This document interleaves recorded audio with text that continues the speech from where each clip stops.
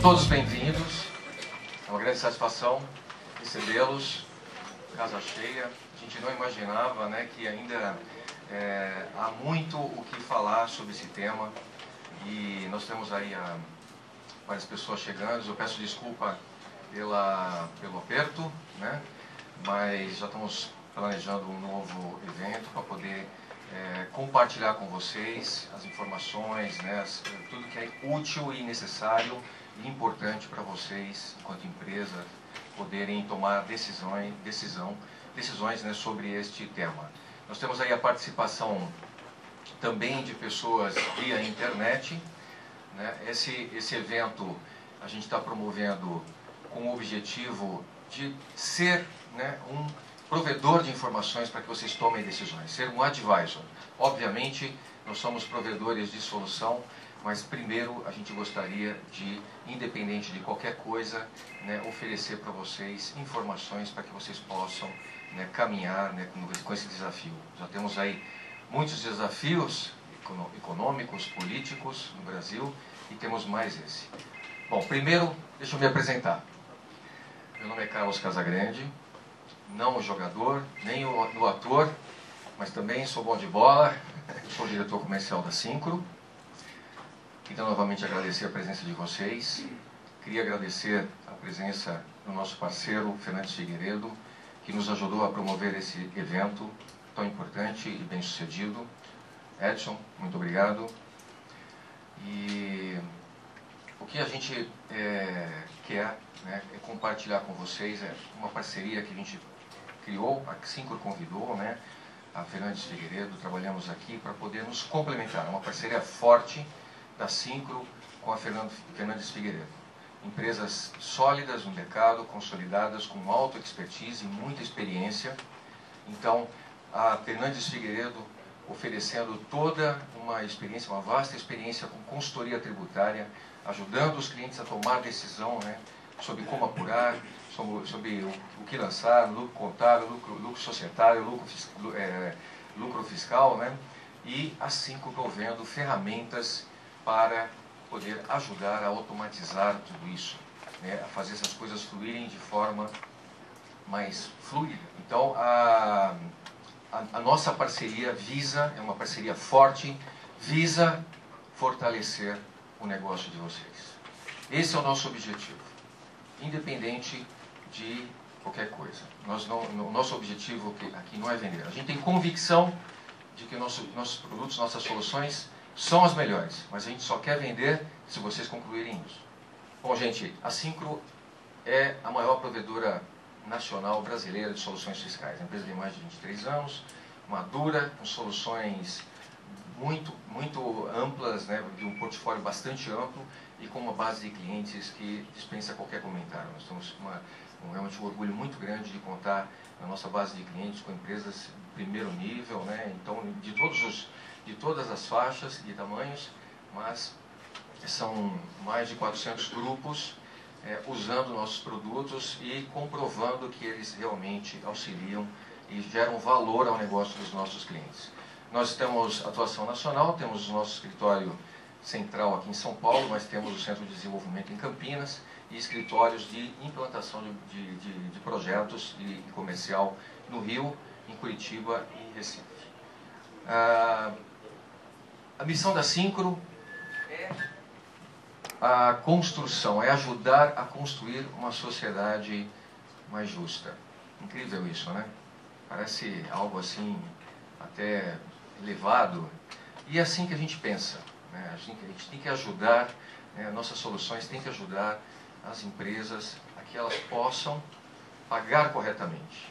E com isso a gente ter uma relação justa no mercado, que todos possam ser competitivos, né, mas de acordo com as mesmas regras. Então essa é a nossa visão para a nossa missão no mundo. E nós temos que, em primeiro lugar, ser o exemplo disso daí. A nossa visão é, primeiro, nós internamente precisamos ser fortes, unidos, para poder oferecer serviços de qualidade, oferecer consultoria, informação de qualidade e produtos para vocês, né? Então, isso atender a necessidade, para a gente atender as necessidades dos nossos clientes. Nós temos nossos clientes felizes, a gente precisa primeiro ser uma empresa que tem processos, que tem estrutura, que tem a colaboração interna muito forte, né? Nossos valores, verdade, honestidade, justiça, bem específico, não é só ética. Trabalhamos com verdade, honestidade nas relações, justiça nas decisões. Excelência no trabalho, todos os nossos profissionais. Temos programas de desenvolvimento humano que buscam isso daí. Desenvolvimento profissional, não só profissional, mas também humano. Então, esses são programas que a empresa tem para que a gente possa ter essa relação, né, uma relação justa com os nossos clientes, né, e visando a excelência dos nossos serviços. E responsabilidade social, né? Se eu já coloco uma missão de ajudar a ter uma sociedade mais justa, eu tenho que também trabalhar, e a empresa tem várias iniciativas aí de ajuda, né, a instituições. Nós cobrimos toda a cadeia tributária, né, desde o momento lá da geração, monitoramento legal, até a entrega e a fiscalização. Então, meu tempo está acabando. Essas são as nossas parcerias muito importantes com os provedores de solução de ERP e também para provedores de infraestrutura. Nossas soluções todas estão lá, muitas delas estão na web, né, soluções em cloud. O próprio ECF é uma solução que está em cloud. Então, a gente possui essas parcerias aí muito importantes. A empresa é pioneira, né, nós fomos aí, em alguns casos, né, pioneiros em prover e entregar obrigações. A primeira a entregar o CTE no país, junto com a TIA.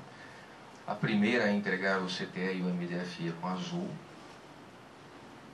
E nós também queremos ser sempre pioneiros e primeiros no caso das novas obrigações, assim como participou intensamente nas discussões do GT48 sobre o ECF, contribuindo e já antecipando funcionalidades e recursos dos seus sistemas. A Syncro vem desde o ano de 2000, começo do ano de 2014, promovendo eventos desse tipo para poder apoiar os clientes nas etapas em que a gente foi vivendo, né, da evolução da lei. Nós fomos a primeira empresa a apresentar o produto, né, mostrar, nós temos um produto pronto, né, e temos orgulho de dizer isso, então nós somos os primeiros. Obviamente o governo ainda está promovendo algumas alterações, mas a gente já está com um caminho praticamente todo andado, né? É preciso ajustes e isso já faz parte da evolução do produto, mas o nosso produto já está pronto e nós já temos clientes em processo de implantação. Tivemos a participação desses clientes, né, importantes clientes que nos ajudaram a também ver o lado da dificuldade, né, todas as situações que existem do lado do cliente. E aqui nós temos somente alguns clientes que já compraram e estão em processo de implantação do nosso produto. Então, você vê que nós temos aí clientes de todos os portes, né, então é um produto altamente aderente a várias realidades, né, de negócio, e a gente tem confiança que pode ajudar vocês, né, a resolver esse grande desafio aí, ok? Eu queria passar a palavra então para o Edson, que vai falar também sobre uma importante etapa, né, que é toda essa questão da tomada de decisão, de como fazer e preparação, mapeamento, né, que eu acho que esse talvez seja uma das grandes preocupações de vocês no momento, né, e somente depois é que vem a fase de adoção de uma solução. Edson, a palavra é sua. Boa sorte. Obrigado, Casagrande. Bom dia a todos. É gratificante ver tanta gente aqui. Realmente a gente até ficou um pouco preocupado, mas o tema é palpitante. Eu queria já chamar também para a mesa o Hugo e o Leonel, que vão fazer as próximas apresentações, porque aí já fica, vocês já vão se acostumando com eles também.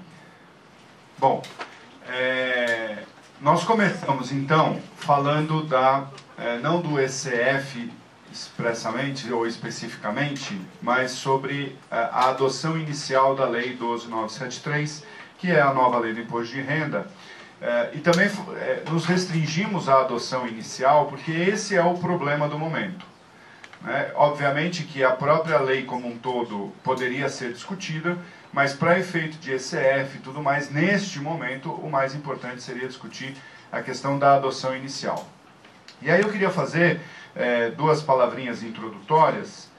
Primeiro é o seguinte, nós vamos falar aqui de uma aderência às normas tributárias, normas do imposto sobre a renda, e uma aderência à prestação de informações. Então é ECD, ECF, que nós estamos passando para o fisco. Mas eu quero chamar a atenção por um fato muito importante. Ontem foi publicado o decreto que regulamenta a lei anticorrupção. Vocês devem ter visto no jornal, né? Tem até a piadinha de que a presidente Dilma fez o evento na hora do almoço, porque é o momento em que as panelas estão ocupadas, né? Para não ter nenhum problema. Mas, de qualquer forma, teve o decreto, algo que já é esperado há mais de um ano.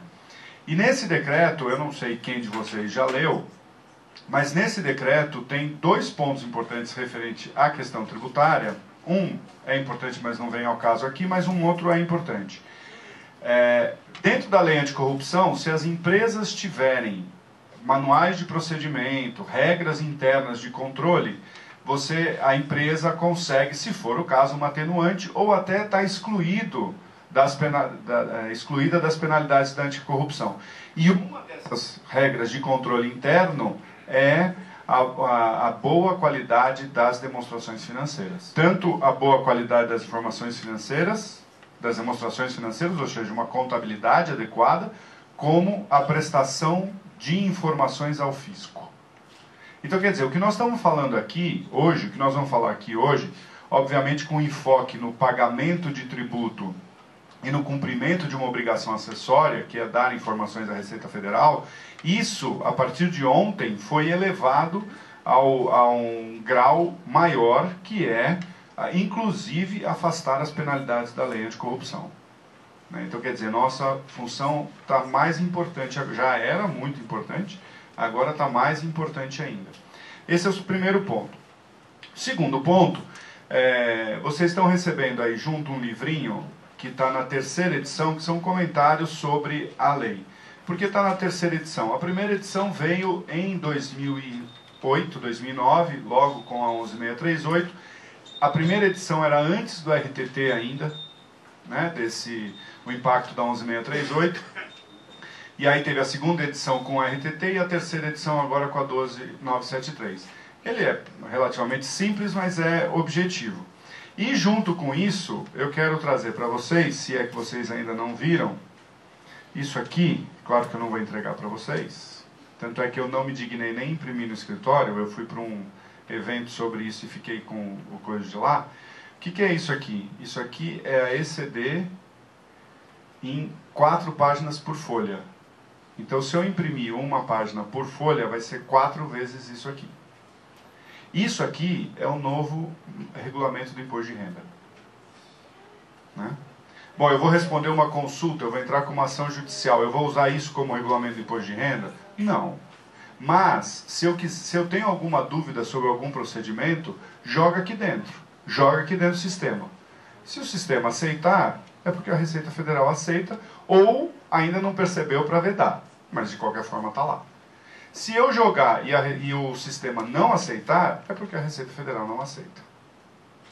Então, é um regulamento de imposto de renda eletrônico. Né? Por isso que eu tenho chamado agora que nós vivemos a era do imposto de renda eletrônico. Porque é isso. E aí a nossa preocupação é muito grande com o sistema, obviamente, é isso que nós vamos passar, a ECF, são essas informações que vão. Antes da ECF, a própria ECD. Na Syncro mesmo, a gente estava conversando sobre esse assunto. Aí, bom, quais são os prazos? A ECD, escrituração contábil digital, é 30 de junho e escrituração contábil fiscal é 30 de setembro. É verdade? Teoricamente, sim. Mas, para eu preparar a ECF, a ECD já tem que estar preparada assim. Eu tenho que preparar a ECD já pensando na ECF. Então, qual é o prazo? 30 de junho para as duas. Né? Praticamente é 30 de junho para as duas. Mas vamos lá.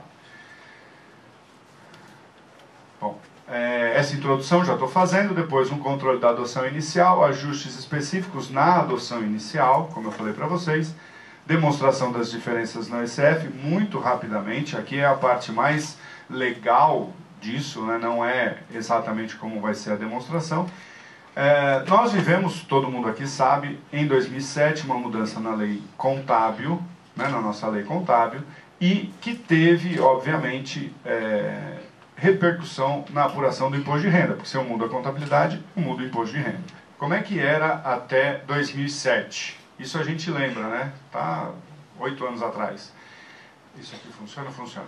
Nós tínhamos a contabilidade societária, eu chegava no lucro societário, esse lucro societário era a primeira linha do LALUR, e aí eu tinha adições e exclusões e chegava no lucro real.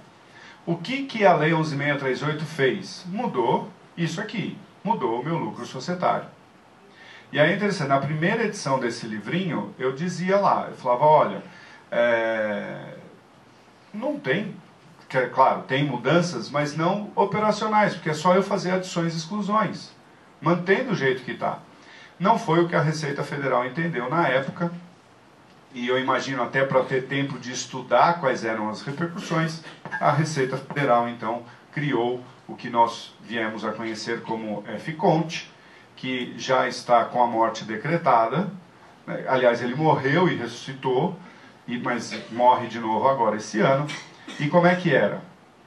Entre 2007 e 2014 ou 2013, para quem tiver feito a opção de antecipar a lei, eu tinha lá o lucro societário. Esse lucro societário ele ia para o FCONT e era ajustado aqui, na declaração do imposto de renda também, eu tinha lá ajustes de RTT, isso no começo, depois vieram fichas específicas, eu tinha que demonstrar 2 contabilidades. Surgiu um lucro fiscal, que o nome não é adequado, mas é o nome que a Procuradoria da Fazenda deu. Aí eu tinha então o lucro fiscal, e do lucro fiscal eu começava a apuração do LALUR e chegava no lucro real. Então foi isso que nós tivemos durante o período do RTT, Regime Tributário de Transição. Muito bem. Para as empresas que optaram por antecipar a Lei 12.973, que pelo que eu vi é a grande minoria quem antecipou, o que eu vou falar aqui vale para 2013 com referência a 2014. Para quem não optou, que é a grande maioria, pelo menos que eu vi, vale agora a partir de 2014 para entrega da ECF agora em 2014, que é com o FCONT ressuscitado. Então era isso. A maior parte das empresas tem essa estrutura ainda até 2014. Continua tendo FCONT, mas no ECF também tem todo um capítulo, vamos dizer assim, da parte de RTT, que deve acabar. Porque quando nós formos entregar a ECF de 2015, não vai ter mais isso, né? Muito bem. Opa. Bom, no meio do caminho tinha um SPED, né? Bom, a partir de 2015 ou 2014, mas eu vou falar a partir de 2015, obrigatoriamente, o que nós temos? Sumiu. Não tem mais essa contabilidade intermediária. Isso é importantíssimo. Não existem mais 2 lucros. Não existe mais o lucro contábil e o lucro fiscal. Não existe mais isso. Voltamos ao que era em 2007.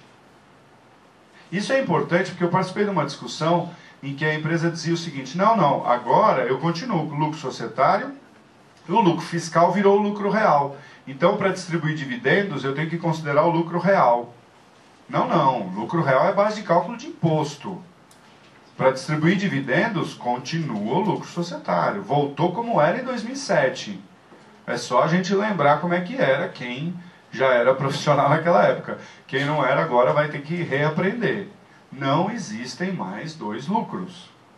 Ok? Isso do ponto de vista jurídico é fundamental. Ah, mas e os ajustes? Porque a lei trouxe uma série de situações do IFRS que a lei não concordou, ela não quer dar efeito tributário. Bom, isso será adições e exclusões. Nós vamos ver com controle na parte B do LALUR, que agora é eletrônico, dentro da ECF, ou com controle em subcontas, que é isso que a gente vai conversar daqui a pouco. Mas não existem mais os dois lucros. Ok?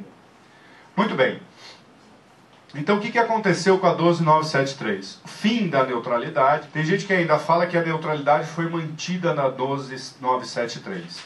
Nós temos que tomar muito cuidado, porque a gente pode até dizer que tem uma certa neutralidade, mas a neutralidade que a gente conheceu do RTT era aquela neutralidade de uma contabilidade societária e uma contabilidade fiscal. Essa neutralidade não existe mais. O que nós temos, eu prefiro, menos do que neutralidade, é o princípio da realização. A legislação tributária, ao disciplinar o IFRS, optou pelo princípio da realização. O que é isso? Valor justo é tributado? Não, enquanto não realizado efetivamente. Valor presente é tributado ou deduzido, dependendo do lado do balanço? Não, até que se realize efetivamente. Então não é exatamente a neutralidade que a gente tinha na época do RTT. Essa é outra coisa que a gente precisa ter em mente na hora que a gente começar a discutir conta por conta para pôr na ECD e para pôr na ECF, e essa distinção vai ser importante. Vai ser muito importante. O que esse cara está falando aí é teórico, não interessa. Interessa, vocês vão ver, interessa sim.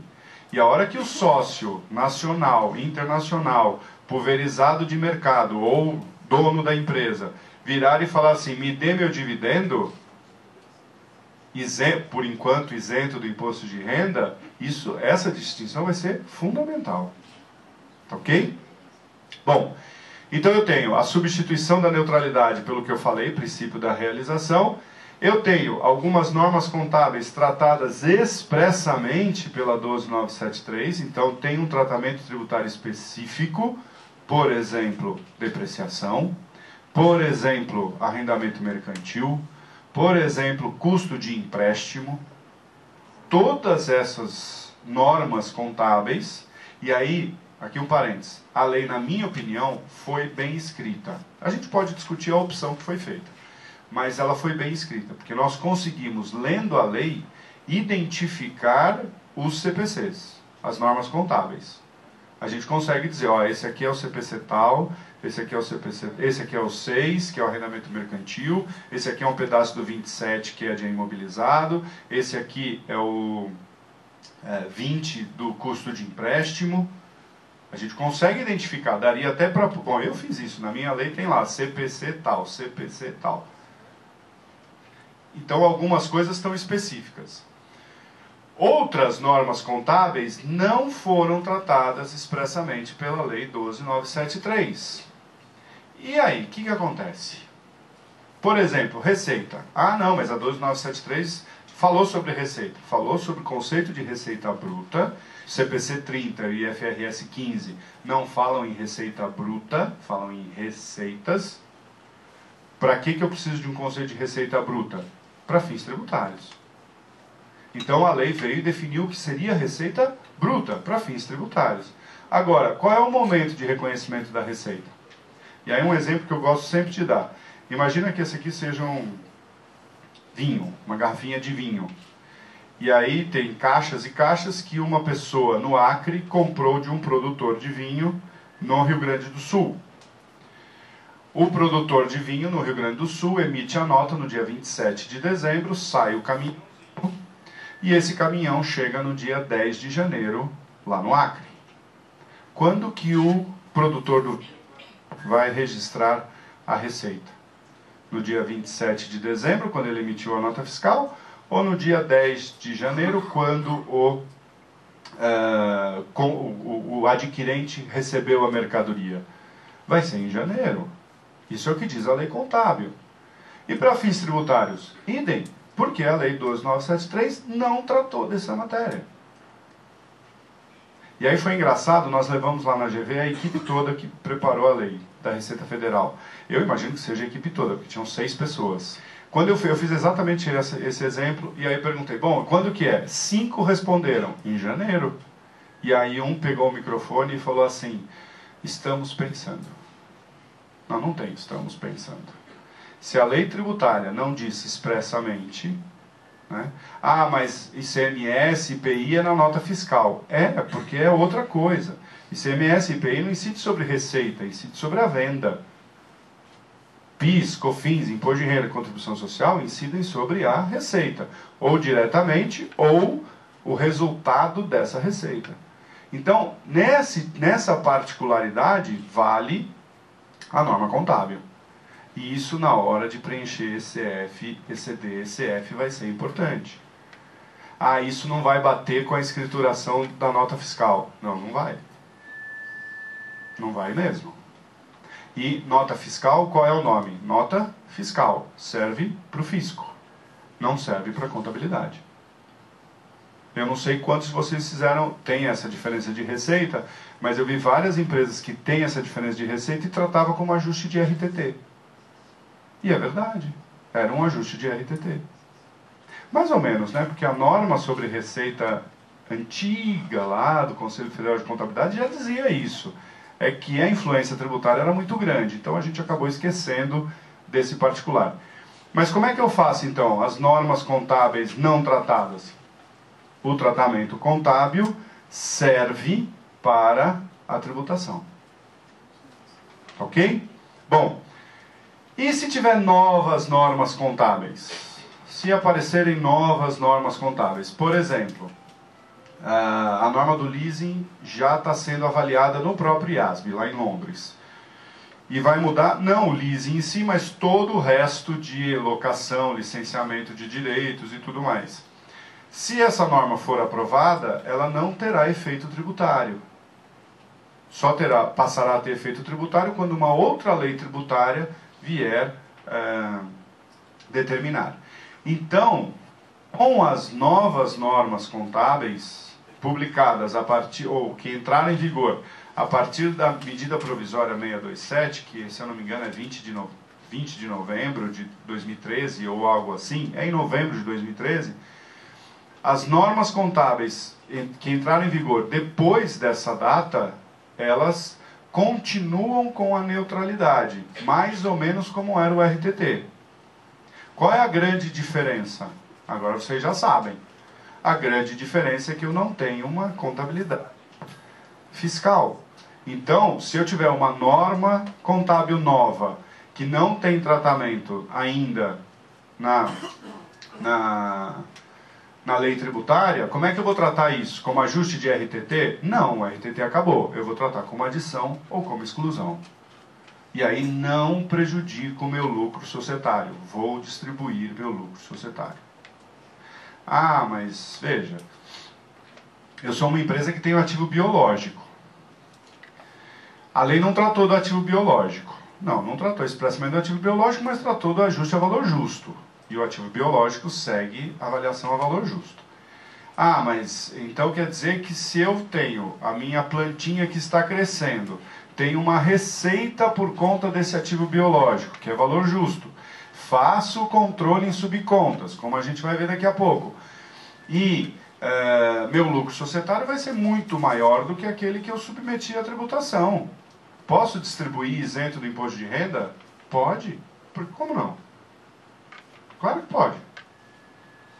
Ah, eu fiz um ajuste a valor presente que aumentou o meu lucro.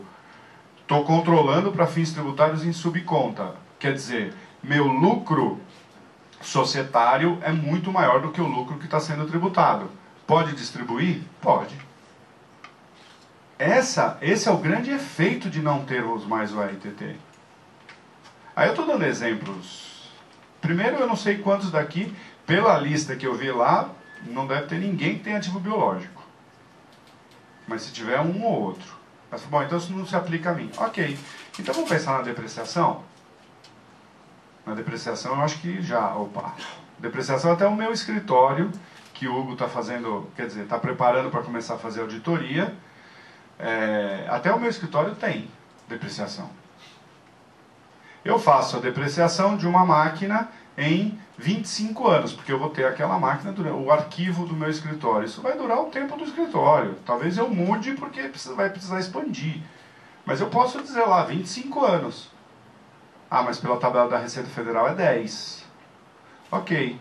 para efeito tributário, eu vou depreciar em 10 anos. Ou seja, a depreciação grandona. Valor do custo dividido por 10. Na minha contabilidade societária, é aquele mesmo valor dividido por 25. Ou seja, o valor pequenininho. Eu tenho um lucro maior societário do que sujeito à tributação. E isso, depreciação, todos nós temos. A menos que a depreciação seja maior do que a taxa da Receita Federal. O que é uma minoria também das empresas que acontece. Então, a depreciação me gera um lucro societário maior e um lucro tributário menor. Posso distribuir esse lucro isento do imposto de renda? Sim. O que vai acontecer, no meu exemplo, é que no 11º ano, aquela depreciação que eu estou registrando não pode mais ser deduzida. Então eu vou passar a adicionar. Mas durante 10 anos, eu estou distribuindo um lucro maior do que eu estou submetendo à tributação. Essa foi a opção da Receita Federal. A lei diz isso. Ok? Tudo bem? Ah, esse cara está falando besteira. Eu não estou, não. A Receita Federal falou isso. Arrendamento mercantil, idem, eu vou deduzir a parcela paga. E aí vou adicionar, obviamente, a despesa de depreciação e a despesa financeira. Só que a soma da despesa de depreciação e da despesa financeira normalmente é menor do que o da parcela. Então eu vou deduzir para o imposto um valor maior do que está na contabilidade. É isso mesmo? É isso mesmo. Só que a gente tem que ter em mente que isso é uma questão temporal. Daqui a pouco isso se reverte. Eu vou deixar de pagar imposto agora para pagar imposto daqui a pouco. Ok? Muito bem.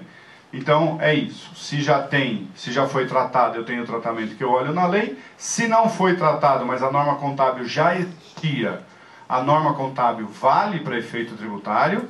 E se eu tiver novas normas contábeis, que obviamente não foram tratadas na lei, adição e exclusão até que venha uma lei que diga exatamente isso.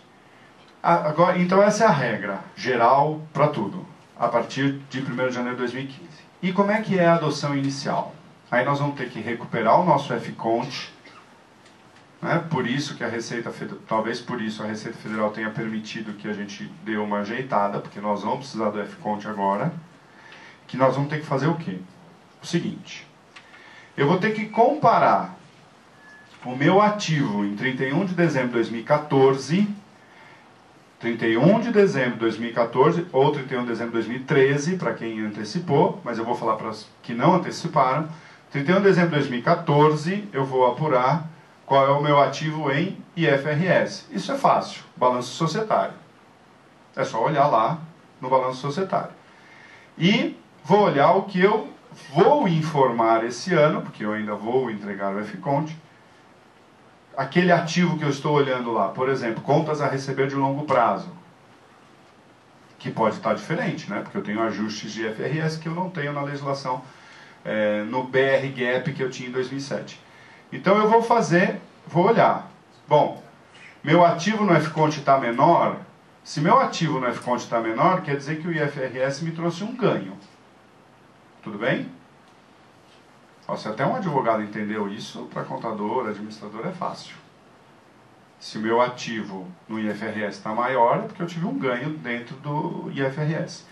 E a mesma coisa, só que com sinal trocado, acontece no passivo. Se o meu passivo em IFRS é menor do que o meu passivo em FCONT, algum empréstimo que eu tive algum ajuste, alguma coisa assim, eu também tive um ganho, a empresa teve um ganho. Então, nós vamos apurar isso. Pega o balanço 31 de dezembro de 2014 e pega o FCONT que nós vamos preparar. Ou seja, reverto tudo que eu tiver de IFRS lá, faço com base na lei em vigor em 2007. Essa diferença que é um ganho, o que eu vou fazer com ela? Apuro essa diferença e vou adicionar, porque eu tive um ganho que não foi tributado ainda. Como a partir de 1º de janeiro de 2015 eu não tenho mais duas contabilidades, eu só tenho a contabilidade em IFRS, então esse ganho vai aparecer. É isso que vale a partir de agora. Então o que eu faço? Pego esse ganho que eu tive, essa diferença, e vou adicionar conforme a realização, fazendo controle em subcontas com um lançamento a crédito. Eu tiro do ativo e ponho embaixo. Basicamente isso. Isso vai estar no FCONT? Vai. é o Y665, se eu não me engano, que eu vou falar lá na frente, mas não, só vou citar isso, que é o Leonel que vai aprofundar. Eu tenho um lugar lá que eu vou dizer isso. Qual vai ser o tamanho desse registro na empresa? Depende do tamanho do FCONT. Se não tiver nenhum... Vamos imaginar uma empresa que não tenha sequer um imobilizado. Alguma empresa de licenciamento de marcas. Não tem sequer um imobilizado. Tem um contrato que é um intangível, que ele não vai amortizar por algum motivo, marca própria. Qual é o ajuste que tem de FRS e BR-GAAP? Praticamente zero. Então vai ter que ficar controlando de subconto? Não tem o que fazer. Agora, quando eu comparar o FCONT com o meu IFRS, se tiver um ganho, seja por conta de diminuição do ativo, seja por conta de aumento do passivo, essa diferença será adicionada conforme a realização. Depende do que é. Se for ativo imobilizado, é depreciação. Se for algum ativo circulante, é conforme a baixa desse ativo circulante. Aí vai conforme a realização, pelo prazo que for necessário. Ok? E o controle é parte B do LALUR? Não. Regra geral, tem algumas exceções, mas a regra geral é controle em subcontas. Aí o que eu já ouvi também, mas aí vamos levar para o extremo também. Eu sou uma empresa de capital aberto que publica o balanço. Eu vou ter que publicar essas subcontas? Não. Isso vai estar no ECF com certeza. ECD o Hugo vai falar daqui a pouco. Esse é um controle para o fisco. O meu acionista, o meu sócio, o banco que eu vou pedir empréstimo, precisa saber o que eu estou controlando de subcontas? Não. Quem precisa saber disso é o fisco. Então, quando eu preparar um balanço para apresentar para o banco, se eu quiser, de alguma forma, imprimir o que tem na ECD, o que tem na ECF e levar, vai aparecer. Agora, se eu fizer um balanço para ser publicado, não precisa. Essa subconta é uma exigência tributária, não é uma exigência contábil. Bom, e do outro lado, pode acontecer o seguinte. Em IFRS, o meu ativo é menor. Quer dizer, eu perdi. Com a avaliação de IFRS, a empresa perdeu, porque o ativo é menor. Ou o passivo é maior em IFRS, quer dizer, a empresa perdeu também. Seria despesas a serem reconhecidas.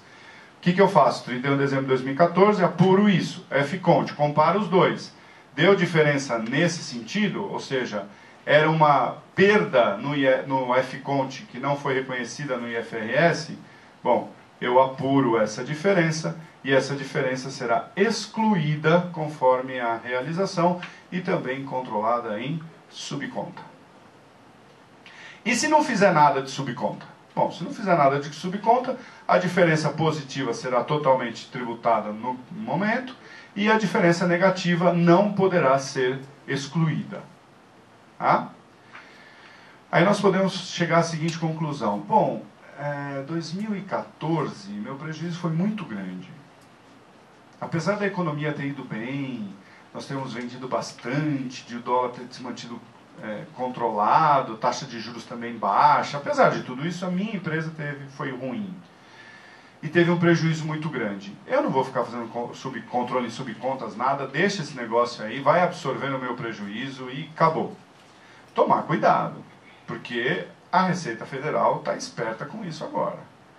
Para alguns ajustes, eu não posso aproveitar um prejuízo para não fazer a tributação do que seria devido. Então ele pode falar, não, tá bom, você faz o que você quiser, só que esse prejuízo eu não vou deixar você usar nunca mais. Essa é um pouco a punição de não ter subconta. Então quer dizer, paga-se o imposto e não se recupera depois. Porque eu poderia dizer, pago o imposto agora e depois o prejuízo, eu vou, por exemplo, um valor que eu teria que excluir. Não, tá bom, então eu não vou deixar para lá, mas depois de alguma forma eu recupero via prejuízo, porque eu tive esse prejuízo. Não pode. Ok? Então, dois pesos, duas medidas? Sim. A lei está desse jeito. Bom, vamos lá, por dever de ofício como advogado. É possível questionar? Sim, é possível questionar. Vale a pena? Não sei. É caso a caso, eu tenho uma ECD para ser preparada, eu tenho uma ECF para ser preparada, isso é o que vai viabilizar a distribuição de dividendos, isso é o que vai viabilizar um empréstimo com custo de capital baixo, isso é o que vai viabilizar participar de uma concorrência pública, isso agora é o que vai viabilizar eu ter um excludente da lei anticorrupção, desde o decreto de ontem. Vale a pena? Sinceramente, não sei. Não é só fazer conta, eu tenho que analisar o evento como um todo, qual é a repercussão disso. Então o que eu sugiro? O FCONT vai ter que ser feito. O balanço de 31 de dezembro eu já tenho com base em FRS. Para as empresas que têm auditoria, já está lá, senão a auditoria não vai deixar. Então, faça. Até para o preenchimento da ECF. Fora, o que eu não falei aqui se isso for mal preenchido na ECF, eu tenho as multas. Né? E aí tem um problema na multa, que assim, ainda não se resolveu. A contabilidade, ela se faz com lançamento único ou é partidas dobradas? Partidas dobradas. Desde Luca Pacioli, em 1494. Isso nunca mudou dentro da contabilidade. Muito bem. Partidas dobradas significa 2 lançamentos para cada operação. Pelo menos 2. Pode ter mais. Pelo menos 2. A multa vai ser apurada por cada crédito e débito ou pelo lançamento como um todo?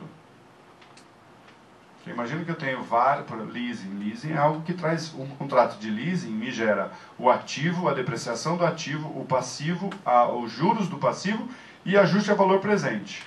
5 lançamentos. Eu vou ter... Se eu errar no arrendamento mercantil, são 5 multas? Ou é uma só? Isso não está definido ainda. Então, toma muito cuidado. Só espero que isso não seja definido num auto de infração que vocês recebam. Né? É o pior jeito de saber como a Receita pensa é a hora que chega o auto de infração. Né? Bom, já recebi plaquinha ali e eu tenho que acelerar um pouco. Vamos lá. Algumas... eu não diria exceções, porque pode não ser exceção, mas o que principalmente a instrução normativa 1515 trouxe expressamente, controles separados. Aí vai se aplicar para algumas empresas e não vai se aplicar para outras. Atividade imobiliária. Até o ano passado a gente usava o quê? O REF, o resultado de exercícios futuros. A partir de 1º de janeiro de 2015 não existe mais resultado de exercícios futuros. Bom, mas quer dizer então que eu vou ter que tributar toda aquela receita? Fiz um lançamento, vendi tudo no lançamento. Como a economia está boa, eu vendi tudo no lançamento e ainda todo mundo pagou à vista. Eu vou reconhecer tudo isso e tributar? Não. Mas eu não tenho mais o REF, o resultado de exercício futuro. Não tem problema. Trata no LALUR. Parte B do LALUR. Não é subconta? Não, não é subconta. Parte B do LALUR. Então eu vou ter uma receita, posso até ter uma receita grande e faço os ajustes no LALUR. Excluo, adiciono conforme o tal do POC. Quem é de consultor aqui, eu vi que tem algumas, está entendendo o que eu estou falando. Diferido. Aí vai depender, né? Ou um controle subcontas, ou na parte B do LALUR, depende do que for. Ok? Porque o ativo diferido não tem mais. Vai ter o saldo. Aí vai ficar um saldinho lá, e aí nós temos que olhar. Por exemplo, as despesas pré-operacionais têm que continuar existindo para fins tributários. Apesar de não ter mais o ativo diferido na contabilidade, despesa pré-operacional eu não posso deduzir. Eu deduzo para fins contábeis, mas não deduzo para fins tributários. Eu tenho que esperar. Então tem que ter esse controle. Leasing. Aqui é importante. Vai ter subconta de leasing? Não. O leasing vai ser tratado na parte B do LALUR. Isso é um item importante. Então eu vou ter adições e exclusões. O leasing tem os dois, né? Eu tenho a adição da despesa de depreciação e a adição da despesa financeira. E tenho a exclusão da parcela. E aí eu tenho que controlar isso na parte B do LALUR, porque daqui a pouco a depreciação, a hora que acabar o contrato de leasing, a depreciação passa a ser indedutível, a depreciação e a despesa financeira. Então eu vou acumulando isso lá na parte B do LALUR e depois eu vou revertendo. Quando acabar o contrato de leasing, eu passo a reverter despesa financeira e despesa de depreciação. Não é subconta, é parte B do LALUR. A mesma coisa acontece, embora não esteja expresso, mas é um entendimento que para mim é mais lógico, que acontece com a depreciação. A depreciação, a gente tem que ver como é que isso vai caminhar. Eu acredito que o layout da ECF já está 90% pronto, mas ele ainda sofre alguns ajustes. Mas o que eu tenho percebido é que a depreciação também será parte B do LALUR, não será subcontas. Porque eu não vou precisar ter uma subconta para cada item do ativo imobilizado, para depreciação de cada item do ativo imobilizado. Eu trabalho isso na parte B do LALUR. A confirmar. Fim. Um minutinho. Equivalência patrimonial. Não tem controle em lugar nenhum. A partir de 1º de janeiro de 2015, o que vier de ajuste de equivalência patrimonial é adicionado ou excluído. Não tem sobras. Né? Então esse aqui é algo que não tem repercussão na adoção inicial. Eu simplesmente passo a adotar. Agora o que ficou para o passado ficou. E concessão de serviço público também tem lá as suas formas. Como eu não vi muita... Tem energia, né? Energia tinha bastante gente inscrita. Aqui é um pouco mais complicado, porque eu faço aqueles ajustes de ativos e passivos e a regra geral é a mesma. Eu vejo quanto que eu teria que tributar ou deduzir se eu tivesse adotado o IFRS. Aquele saldo eu vou ou adicionar ou excluir, dependendo da conta, pelo prazo da concessão. Tá? Então vai ser esse, que é o prazo de amortização, né? É o prazo de realização, é o prazo da concessão. O problema é que eu podia até o ano passado estar aproveitando essa diferença dentro do próprio ano. Subconta, final. Em último nível, a gente também não tem muita certeza o que é esse último nível, é o último nível de cada empresa. Eu tenho uma conta ativo imobilizado, não tem nada, nenhuma separação, é ativo imobilizado. Esse é meu último nível? Né? Me parece que não, que o último nível vai ser efetivamente numa apresentação mais comum. Subcontas, então, o valor contábil será o somatório da conta e da subconta. O que eu publico, por exemplo, se eu tiver que publicar balanço, ou se eu mostrar para o banco?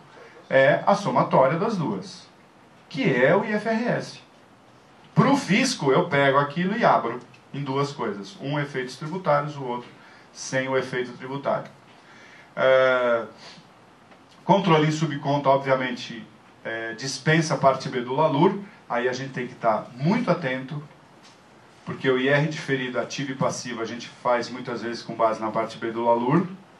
Se não tiver na parte B do LALUR, não tem ativo ou passivo, IR ativo ou passivo diferido? Tem. Só que a conta eu vou ter que considerar subconta. Então ficou um pouco mais complicado. E a ECF, é o que eu tinha falado, registro Y665, vou me restringir a isso, depois de ter uma rodada de perguntas, vocês fiquem à vontade. Que é esse registro? É exatamente o demonstrativo das diferenças na adoção inicial. É aquilo que eu falei, qual é o valor que será adicionado pelo prazo de realização, qual é o valor que será excluído pelo prazo de realização e, considerando a concessão de serviço público, o prazo de realização é o que remanesce do contrato. Eu acho que acabou? Não. Bom, último ponto, então. Que aí já passando para o Hugo a palavra. Vejam, nós temos que ter o seguinte trabalho. Antes, como é que a gente fazia? Tocava a vida na contabilidade, preparava a contabilidade e ia preencher a DIPJ. A DIPJ, muitas vezes a gente fazia de uma forma a entregar para o fisco. Se a última linha bater, tudo bem. Parece trainee de auditoria. Eu já fui trainee de auditoria. A gente auditava, quando era muita coisa, a gente auditava a linha de soma e dizia a soma foi conferida. Se lá em cima está tudo errado, eu não sei, mas a soma está certa. Era mais ou menos isso que a gente fazia na DIPJ. Que era assim, num tempo, como é que era a ficha 4 de custo? Estoque inicial, estoque final, diferença, compras. A gente ia lá olhar quais eram as nossas compras? Não. Estoque final, estoque inicial eu tenho na contabilidade, é o final do ano passado. Estoque final eu tenho na contabilidade, compras pela diferença. Aí o que a DIPJ fez? Abriu compras no mercado interno e compras no mercado externo, importação. Ixi, agora ficou mais difícil. Então vamos lá. Estoque inicial, eu tinha, tá bom. Estoque final, eu tinha. E agora? Bom, DI.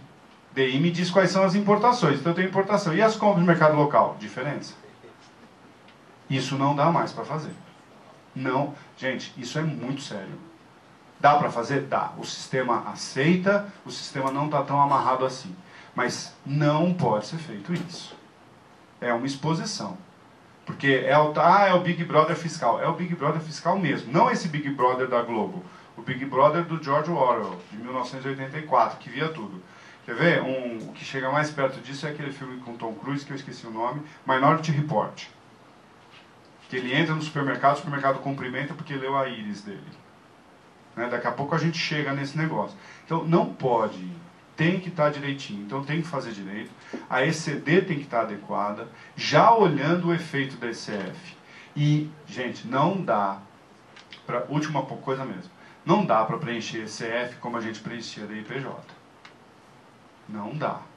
A gente tem que estar olhando para a ECF a hora que começar a montar ECD.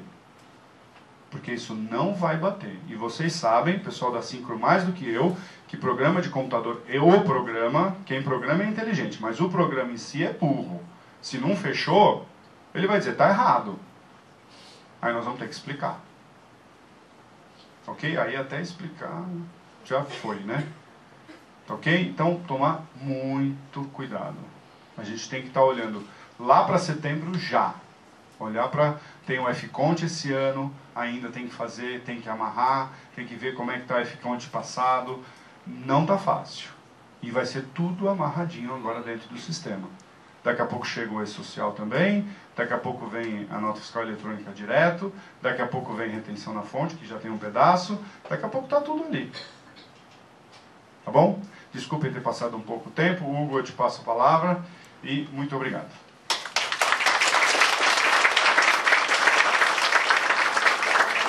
Bom dia a todos, como você já falou, meu nome é Hugo. Nós vamos falar um pouquinho agora sobre a ECD. Eu até brinquei com o Edson antes, que acho que a gente precisa até falar da ECD primeiro para depois falar da ECD. Mas a ordem acabou ficando essa. Deixa eu só fazer uma correção. O Edson, no início da apresentação dele, apresentou esse livrinho bacana aqui para vocês. Ele é da ECF. O da ECD é um pouquinho mais leve, tem 311 páginas. Esse daqui deve dar umas 1.400, 1.300 páginas. Mas eu tenho uma boa notícia para vocês. Para quem ainda não tomou familiaridade com a ECD, das 311 páginas, o que se aproveita para nós, efetivamente, que não é a parte de registros dentro do sistema, são 18 páginas. Então, fica um pouquinho melhor. Todo o resto é como o funcionamento do sistema e o que a gente precisa parametrizar.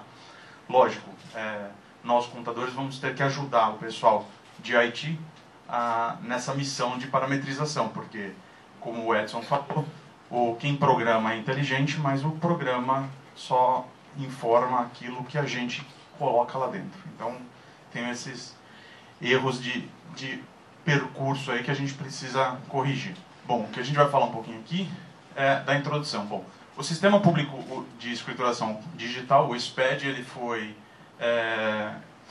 decretado pela 622 em 2007, né? E tem uma frasezinha lá no meio do decreto 7979 de 2013, que é quando fez a alteração do 6.022, que diz que o SPED é um instrumento que unifica as atividades de recepção, validação, armazenamento e autenticação de livros e documentos que integram a escrituração contábil e fiscal dos empresários e das pessoas jurídicas, inclusive imunes e isentas, mediante fluxo único computadorizado das informações.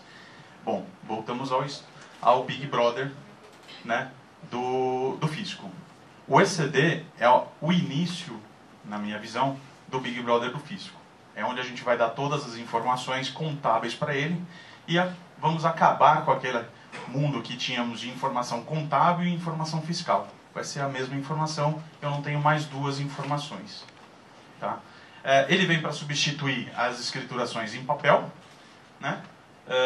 E trata-se de um meio eletrônico de entrega das informações. Não vou ter mais o meio de papel. Temos um período transitório, algumas empresas ainda não estão obrigadas ao ECD, nós vamos ver um pouquinho mais para frente. Então ainda tem algumas empresas entregando em meio físico, mas o futuro é que não tenhamos mais nenhuma entregando de forma física, e sim todas digitais. Aqui um pouquinho. O CFC regulamentou através da 1020 em 2005, que foi revogada pela 1299 de 2010. A Receita Federal, ela foi decretada pela 787 de 2007 e foi revogada pela 1420, que é a atual.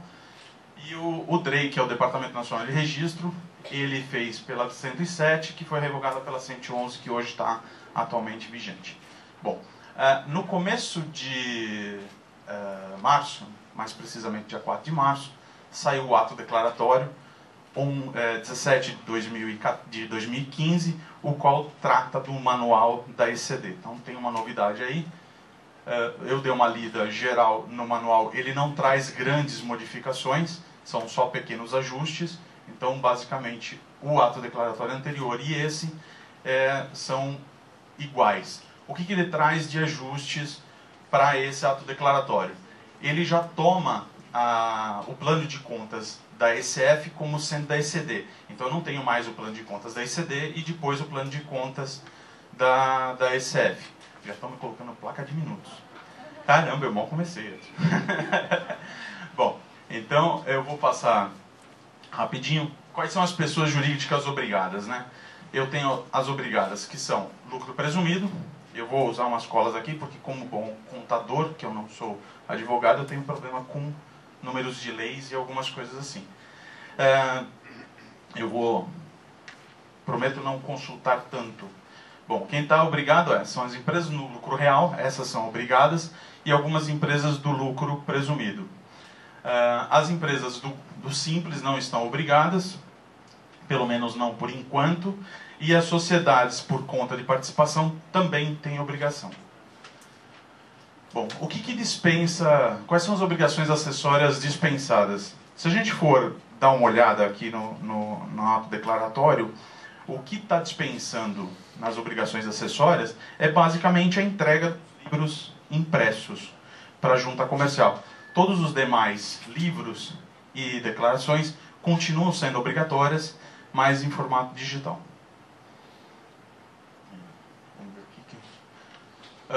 Os prazos para apresentação dos livros digital. Nós temos 4 situações aí. O prazo normal é até 30 de junho. Se alguém aqui... Aí eu vou fazer uma pergunta. Tem alguém aqui que ainda não está tratando a ECD? Que bom, todo mundo já está tratando. Está tratando bem ou mal? Mas está tratando. Então o prazo normal é até 30 de junho do ano subsequente ao exercício que está sendo entregue, até as 23h59 e 59. Existem 3 situações especiais, que são nos casos de cisão, fusão e incorporação. Então eu tenho, para todas elas que forem cindidas ou nessa situação especial, que ocorrer do período de janeiro a maio, elas devem... Eu acho que estão sacaneando aqui, eu estou com paciência. Ou elas devem ser entregues até 30 de junho desse mesmo ano. As que tiverem situação especial de janeiro a dezembro, elas devem ser entregues no mês subsequente, e as que tiveram situações especiais no ano passado, em 2014, elas cumprem a regra de 30 de junho. Então essa regra da situação especial de janeiro a dezembro é referente ao exercício de 2014 e vale só para esse ano. As outras 3 situações elas vão continuar para os anos seguintes, para os exercícios seguintes. Livros abrangidos pelo SPED. Bom, os livros que são abrangidos pelo SPED, eles constam aqui também. Vou fazer mais uma cola, que eu não lembro de todos. O microfone está me cortando e eu estou ficando nervoso. São o Diário Geral, o Diário com a escrituração resumida, o Diário Auxiliar, o Razão Auxiliar, o livro de balanços e diários, eu acho que vou trocar, e o livro das SCPs, caso seja a abrangido. Tá bom. Bom, então esses são os livros que a gente tem aí. Bom, a impressão dos livros. Eu não tenho mais a necessidade de imprimir os livros.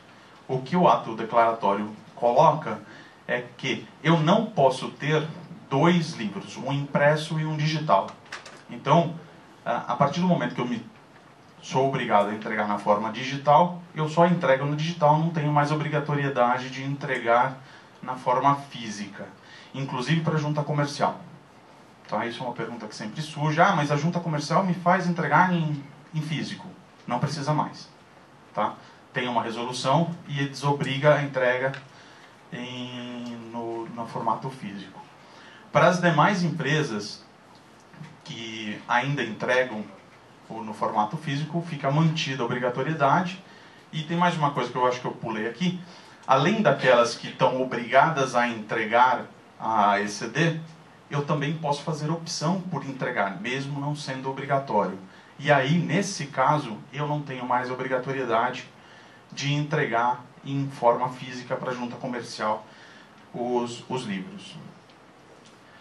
Bom, quantidade de livros por arquivo e quantidade de arquivos por ano calendário. Aqui tem uma coisa que ele coloca, e tem algumas exceções, que é o seguinte: eu preciso entregar um único arquivo para o ano calendário. É isso que ele aceita. E a exceção que ele coloca é que, em alguns momentos, a escrituração ela pode atingir uma quantidade maior do que a prevista no sistema para aceitar, que é de 1 GB.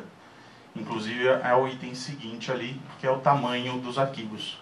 E aí, nesse caso, ele aceita que você faça 12 entregas, até no máximo 12 entregas, que seria uma por mês.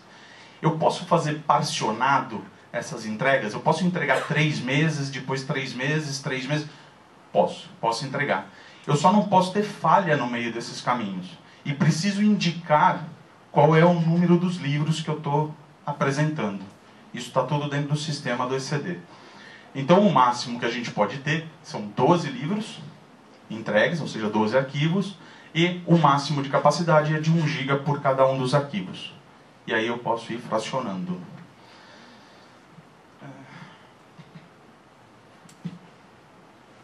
Substituição do livro digital transmitido. Aí vem a pergunta: posso substituir o livro? Posso. Existem algumas questões aí quanto à substituição do livro. Se ele já tivesse sido transmitido e não tivesse sido feito nenhuma análise, é só fazer um requerimento de substituição e a gente consegue fazer a substituição. Caso ele já esteja em análise, por exemplo, pela junta comercial, o ideal é: vão até a junta comercial, solicitem que seja colocada aquela declaração em exigência. Ela estando em exigência, a gente pode fazer a substituição. Ok? Bom, assinatura do livro digital. Quem que assina o livro digital? O representante legal pela empresa, pelo menos um representante legal, e o contador. Ah, e se a empresa tiver 10 representantes legais e os 10 quiserem assinar? Não há problema, os 10 podem assinar. Tá bom? Mas tem que ser no mínimo um e pelo menos um contador. O contador é obrigatório. E um representante legal.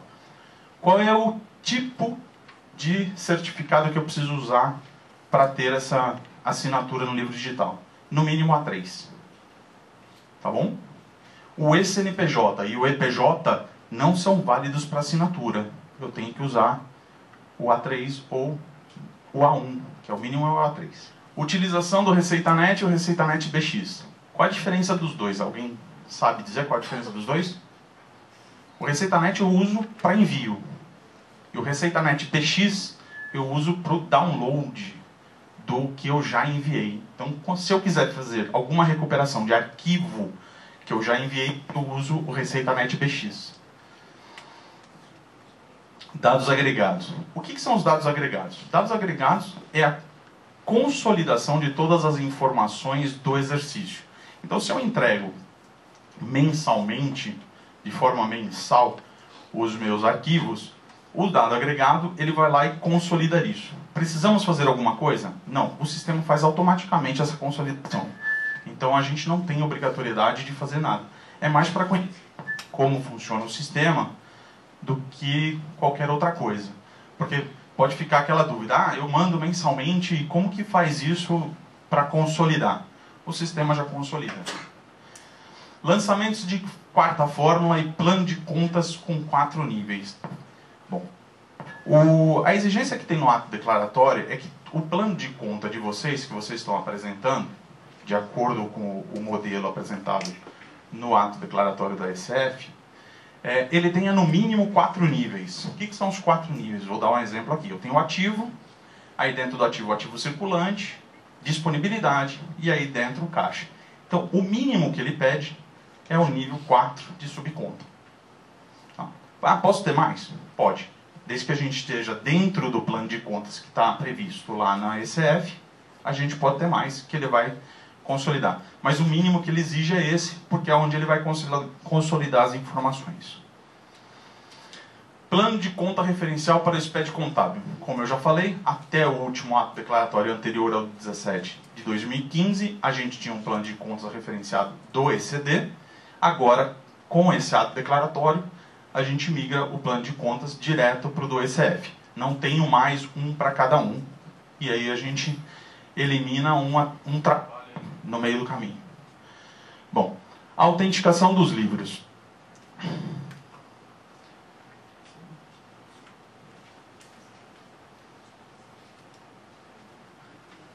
A autenticação dos livros. A autenticação dos livros vai ser feita de forma automática pelo sistema. Eu não tenho mais, como eu falei anteriormente, a necessidade de ir até a junta a autenticação, ela já vai ser automática. Eu estive participando de alguns cursos e aí a pergunta que veio é: eu preciso pagar aquela taxa da junta comercial? Preciso, se tem autenticação. Quando você solicita a autenticação dos livros, uma das coisas que ele requisita é a autenticação do pagamento da taxa da junta comercial. Se alguém aqui tiver empresa para Minas Gerais, no estado de Minas Gerais, o sistema, a hora que você envia o arquivo, ele automaticamente já te gera o boleto da junta comercial e já faz todo o processo. Então isso só no estado de Minas Gerais, a junta comercial de lá já está mais avançada nesse quesito. Para todos os outros estados é necessário pagar a guia e entrar com a autenticação lá no sistema do ECD para fazer a autenticação dos livros. Multas por atraso. Bom, aqui o ato declaratório coloca 2 tipos de multa. Um para as empresas de lucro presumido, que é de R$500 pelo atraso de entrega ou não entrega das declarações da ECD dentro do prazo, e isso é mensal, ou seja, se eu entreguei, era para ter entregue até 30 de junho, não entreguei em julho, eu vou pagar R$500. Se eu entregar em agosto, a multa já sobe para 1.000, e assim subsequentemente. Não é uma multa alta, sabemos disso, mas essa multa, ela fica valendo até eu não ter nenhuma sanção da Receita. A partir do momento que eu tiver uma fiscalização da Receita, a multa muda. Ela não é mais nesse valor. Vou falar um pouquinho aqui para frente já. Tanto para empresas do lucro real quanto do lucro presumido, se a Receita entrar com a ação, a multa passa a 0,2% do faturamento do último mês que ela está fiscalizando. Então, se a Receita estiver fiscalizando 2014, dezembro de 2014 vai pegar o faturamento do mês de 2014, de dezembro de 2014, e aplicar 2%, 0,2%. Ok? No caso de lucro real, a multa por mês antes da sanção da Receita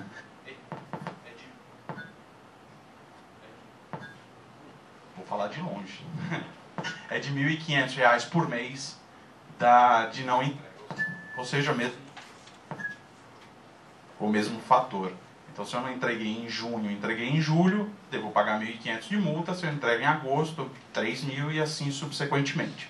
E a regra da multa sobre a Receita é igual também para o lucro presumido. Ok? Bom, livro digital extraviado ou corrompido. Como eu falei antes, tem o sisteminha da ReceitaNet BX, que é para você conseguir fazer download de arquivos enviados anteriormente, né? Então, se eu tiver alguma coisa extraviada ou corrompida na nossa base, que nós temos dentro do nosso equipamento, eu consigo, pelo ReceitaNet BX, fazer a recuperação dos arquivos enviados. Tá? Bom, requerimentos do PVA do SPED contábil. Bom, o que é o PVA? O PVA nada mais é do que o programa validador do SPED contábil, né? E o que ele faz? Quais são os dois requerimentos que a gente pode ter lá dentro? A gente pode ter a autenticação dos livros, esse é um requerimento que a gente pode fazer. E o outro requerimento é a substituição, dentro daqueles casos que eu expliquei de substituição. São esses dois requerimentos que a gente faz no PVA. Somente esse. A gente valida e faz a entrega.